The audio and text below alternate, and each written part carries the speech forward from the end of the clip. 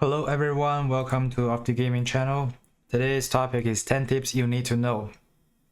I've just reached level 60 in US2 server. Things slows down quite a bit, and I'm looking back and summarized 10 most important things I think will help you progress through this game. Alright, let's get started. The first one is claim your daily gifts. It sounds simple, it is very important. It looks like this, and then once you click this button, you get 60 stamina plus some gems and arena ticket. It happens 3 times a day. In the in-game time, you can look at the upper right corner. It happens 11 a.m. to 2 p.m., from 5 p.m. to 8 p.m., and from 9 p.m. to 11 p.m. Make sure to collect them as much as possible. And second one tip is don't always raid from menu. What I mean is you must be familiar with this interface. The Euro route is to click the plus button and raid from this menu, but I'm telling you to not always do this. Think about what you want and try to do another way, which is not only farming from the current level, but also farming from the later chapters. Why? Because each of the levels, after certain levels, will not only give you target badge, but also give you the badge that is 2 grades below the current badge. If you use this to your advantage, you could also farm the later chapters so that the target badge that drops for you are the byproduct of that stage. And you will not only accumulate this particular type of badge, but you also accumulate the badges that's 2 grades above. That will make it easier for you to upgrade into the higher levels, and that means you're spending your stamina into the future of upgrading this particular partner. This is especially helpful if you're just getting a new partner and you want to level up that partner, and make sure to combine those 2 methods so you don't spend too much stamina, but also you get a higher grade tokens ahead of time, and that will net you the minimum stamina you used in the long run. And how to find the higher ones? If you notice here, I have chapter 12, and it's a token I'm looking for. It's called Conquest Insignia, and I need 11 more of that token. And then I go to the chapter +2, which is 14, and I go through all of them. Usually it's around where this number 1, 2. I just go through them and find this 14.3 has Conquest Insignia as well. Then I will farm this chapter X5 or X1 until I get 11 of them. And I will also accumulate this victory badge, which helps me promote to purple +1 while I'm reading this stage. It will help you when I want to upgrade that partner in the higher levels, and I will not leave any of those lower tokens behind. For example, this one should be blue, from green +2 to blue, because I'm farming blue +2 here, and this one will be blue. If I don't need any more blue tokens, farming this level will be just a waste. So try to use this as much as possible. If you're low on stamina, you could use this method to get the last few ones filled in. Also, you don't want to use this method all the time, because I think in my experience the rate between the higher one and lower one are roughly 2 versus 1, and you don't need that much of the higher tokens, but combine those 2 methods will give you the most comfortable situation. For a reference, this is like which chapter drops which tokens. Starting from chapter 10, you will like every next chapter will be a higher grade, and if you are needing the token from chapter 10, you can farm it at chapter 12. If you're needing that from chapter 12, you can farm it at chapter 14. And the same thing goes for gear stones, but gear stones are like only having a higher grade every 2 chapters. So ideally you want to go for chapter +4 for that token and then farm all you need. But for this one, I'm feeling like you don't always have to do it, because you need a lot of like tokens at the purple level, and you don't need that much at green. So it's more relevant to farm the purple ones for the green and purple plus ones for the blue. I would say at the purple or purple plus one stage, you can feel free to farm them. The orange plus one is still not yet opened. You only have those rooms to optimize. Alright, next one is Arena Retry is free. Maybe most of you guys know this, but I find it really helpful. If you see here, I have 3 tickets, and then I go ahead and try it for opponents. I got defeated by all of them, and I still have 3 tickets. What it means is you can use that to your advantage and challenge the most powerful opponents first. And then if you can defeat them, good. You can try the next one until you can defeat all 10 of them. If you cannot, you could also think about whether you want to refresh or you want to go for 6 wins or 3 wins. Also, it gives you a good opportunity to switch your lineups and to experiment with different things against your opponent to find the optimal strategy for you. You will also learn a lot of things along the way for this game. Alright, next tip is remember to buy furnitures. This sounds dumb, but it happens. Then you get those furniture tickets every day, but they don't, like, the game doesn't remind you to buy things. You will be able to buy a furniture every day or every other day. And how it works is every 10 tickets is roughly equals to 1 comfort when you're buying the furniture.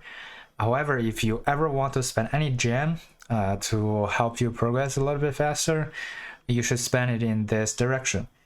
Try to aim for the 21 comfort items first, and then the 15 ones, and then I wouldn't recommend any of the later ones. As for now, I bought all the 21 and 15s through gems, and I was able to buy every furniture in this game, so it's not super required to use gem on this. Alright, next tip is to always buy new gifts from Muscipla. What I mean is, whenever you see this gift icon on the top of your partner, it means that you can actually gift them intimacy gift. What it does is it's equivalent of giving that gift to that partner, which should be the partner's favorite items, plus 4 intimacy to it. So you want to be careful before you click this button. Why? Because you want to buy this item, not just to send it from your inventory. If you have it, you'll just directly be being sent to the partner. But if you don't have it, the game will ask you to buy it, which is the best deal you can get for those intimacy items. Put that in comparison, an exchange shop, this 2.5k item would be worth around 100k in the exchange shop, although that box gives a little bit more. The more severe one is the gold item. It's worth 6k in this menu, but it's worth 300k in the shop, and that 300k box will only give you 1 gold item, which is exactly the 6k what the 6k will give you. And what I usually do is I go to the, whenever I see this, I'll go to the album menu to send all my gifts out. So I make sure I don't have any gifts. Then I'll be sure that I will be able to buy it through here, which is the best deal you can get. Alright, next tip is pay attention to the summon pools. You might be familiar with this, but this is all the normal partners you can get from the normal summon pool and the rate up banners. It does not apply to the selected banners, because selected banners will only have for potential SSRs. Those are the ones you can get from the normals plus rate up banners. You can only get Phoebe after you buy the $1 pack from the shop. But if you don't have Phoebe, then you'll have a smaller pool. What is missing there? Those are the characters that are missing currently from this normal pool. The first 4 are like selected banner only, Enforcer is not released yet, and our 3 main characters are only given through the story progressions, and the other 3 are exclusive to each of the special summons. Ferrentiva is for Genesis, Hotero is for honors, and Nicola is for good coins. They will switch after, I think, 40 plus days. So if you want their copies, summon from there. If you not, you can save them a little bit. Alright, next one is for gears. Gears also have a pool. This is from the normal gear summon pool. It does not apply to those good coins or Genesis or any other thing. This is from the normal pool. You can only get those gears by summoning through gems. What's not here? Those are the items currently I have that is not in there. Some of them are through the paid packs only. Some of them are from the battle pass. Some of them, I think this one is from exploration only. And another very interesting item I got is called this. I'm not sure if this is officially released or not. I got it from the guild coin summon, and I've never seen this item in anywhere else. It has a special thing called Spirited Away. I tested it a couple of times and never seen what this does and what it means. There's no explanation whatsoever. I tend to think this is an unintended effect of that summon pool, but let me know if you also have some special items that you have never seen in other game features. Let me know in the comments. Thanks. Alright, next tip is higher level SR is always better than SSR. This is true for partners, it's also true for the gears. More importantly, it's for gears. Here, level 50 SR weapon has more attack than the level 40 SSR weapon. And for partners, usually 5-star is better than 5-star SR is better than a 3-star SSR. On the 4-star SSR, it depends on which partner it is. Usually, 5-star is better than 4-star, and the same goes for the level. Next tip is that you can quit Arcana to reselect the partners shards and the partners in the reward page after you defeat each of the stages. Here is an example. I got those 3 choices in the first option. I see I want Rotania a little bit more than Maki because my Rotania is at 3-star. I selected Rotania. Then I go to the second one. I see Rotania again. I'm saying that, oh, I don't need 2 Rotanias. So I will select Anna. And then I go to the third screen. I saw attack SR, but there is no heal SR. And I just realized that if I get this attack SR, if I also get Maki from the first option, I will be able to bring Maki to 100%. So if I want to optimize it here, I should select Rotania on the second option, not on the first option, and leave the first option for Maki. What I can do is click this back button. So I will go back to the page where before you enter Arcana, and then enter again. You will start from this page again, and then you can select the Maki. And then I'll be able to select Rotania on the second one, and then I'll just optimize my upgrading chance overall. If you forgot about what you have and how much each character has progressed, you can always click this lineup to check how many energy do they need. And I think I'll have another video for like the different combinations you can do to min-max the characters. Alright, next tip is to use partners reactively in your combat. There are some common scenarios that I have listed here. If you have AoE partner, try to use them on 3+ enemies. You have a single target. A lot of times you want that damage to go to the leader directly.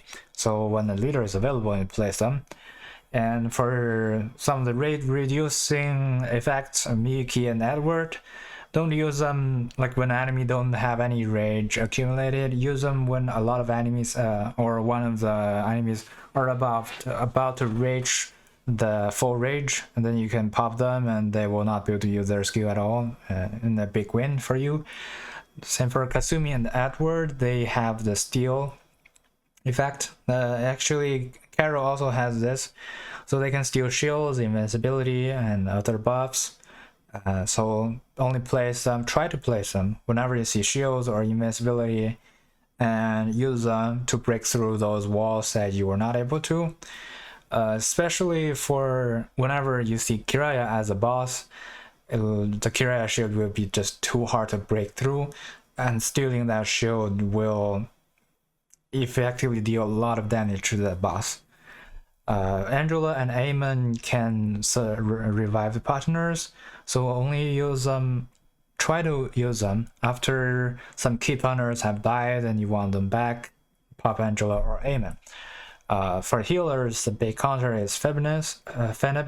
I'm sorry, I messed up the pronunciation. Okay, so if you cannot get past the stages simply because there are so many healers, then you can include feminists in your team and try to pop feminists right before the healers are placed into the battleground, and that will negate their heal and make that stage much easier. And then for Pan, probably y'all know it's whenever the empty board on the enemy side, is best chance to use Pan to maximize his damage. Alright, the next tip is to consider gem contribution in the guild. This is here compared to the gold contribution. I would personally prefer the gem contribution, not only because it helps your guild, it also gives you much more of the guild coins. And guild coins can help you summon. You can get more gold, you can get SSR gears. I feel like it's pretty often. Every once in a while you could get SSR gear from that. More importantly, you can also get more Nicola copies, because Nicola is kind of very strong for the sorcerer team, and I believe a lot of you guys will want to build sorcerer teams, and Nicola is very good. Okay, for the that's all for the 10 tips I had, and so next I will some bonus tips for how to plan or manage your resources. First one is for exchange shop. I'm doing quick math here. I find out the 45k for buying the badge is the best deal that you can get in this shop. You don't need to buy this at an early level, because at that stage you are still needing a lot of gold for a lot of critical stuff. But after you hit I would say level 60 at the latest, you will find that you need a lot of more XP bottles than gold, and then you have some leftover gold to buy those badges, which can save you stamina and will help you progress a little bit faster. And the stamina in turn can be used in exploration to get more gears, to level up your gears. And at level 60, 50 gems can be exchanged to 375k gold. And if we do the equivalent for 36 gems, is 270k gold, much higher than the 45k gold, making this a great deal. But for the gift box, it's actually reverted. 30 gems is equal to 225k gold, but if you buy it from using gold, it will be 300k gold, and higher than the gem cost. If you want, you can buy it using gems or gold, whatever you want, but I would still say it's not that important to buy those gift boxes. You can skip them, but these badges will be really handy. Next is for the gears section. Unless you are just first week into the game or you're super late into the game, you will want to focus on only the last column here, because they can upgrade your existing SR gears or SSR gears. At the beginning, you may not have that much gear. You can use them to get a little bit, the left one to get a little bit more, but they don't give you accessories. And very late in the game, you might have enough of SR gears. You only want to upgrade more SSR gears, and you can buy the SR boxes for more fodders. But for the SSR, you will always want this one, because it's really hard for anybody to get a dupe copy of what you actually wanted from the boxes, and the SSR gem will be the certain way to upgrade the gems that you desperately want to upgrade. Alright, the next one to talk about is you want to plan your resource every 5 levels. So upon when you're close to reach the next 5 level milestone, like 50 or 55 or 60, you want to save up your gold and crystals, and to not upgrade so many partners and not upgrade so many leader halos, to save those, and so you can upgrade them when you unlock the new levels. And they cost a lot, but they also gives a lot back. If you pay them early, you get more. So I would say plan for prioritize this. And overall, for the various resources in the game, I think for gold, you can level up the partner and the key gears for that partner. Apart from that, you should focus on your home upgrades, and then it's everything else. Focusing on partner than the shop, because the shop costs more than the partner's upgrade. Partner can actually give you more power levels, but the shop is just a nice to have thing. For crystal, you want to upgrade your home, always more prioritized than the leaders. For stamina, try to progress through the new stories. You only spend stamina on other things after you're hitting a wall. You cannot progress anymore. And then you want to spend your stamina on the daily recommended things like trials or exploration. Only after that you have leftover stamina. You want to unlock the caps for your partners or your gears. And later into the game, you also want to do more explorations to get more gear fodders. If you're lacking a particular resource, you can also use the trial to get the resource. But I don't recommend it to spam your stamina in that way, because that can like hinder your progress on the character side. Alright, for the gems, I would say buying stamina is the best deal than any other thing. And if you have 2p, you should be able to buy stamina twice a day. If you spend anything real dollar into the game, you should be able to buy stamina 5 times a day. Then that will help you progress a lot faster. Okay, that's all for this video, and I will constantly post videos for Illusion Connect. If you find this video helpful, please consider like this video and subscribe to this channel, and I will see you in the next video. Bye.